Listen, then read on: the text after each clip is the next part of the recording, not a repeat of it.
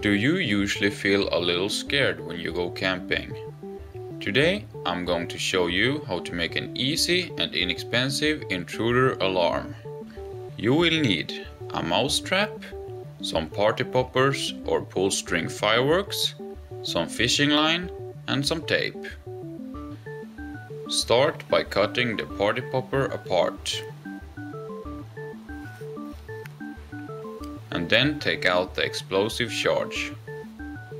The strings on the fireworks will not be needed, so they can be cut off. Tape the fireworks on the mousetrap in such a way that the spring hits the middle of the fireworks.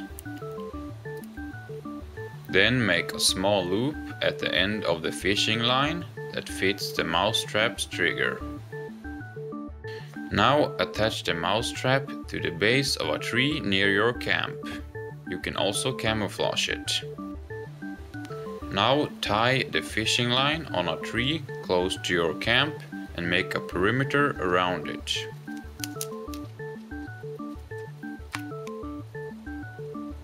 Tie the other end of the fishing line on the mousetrap's trigger.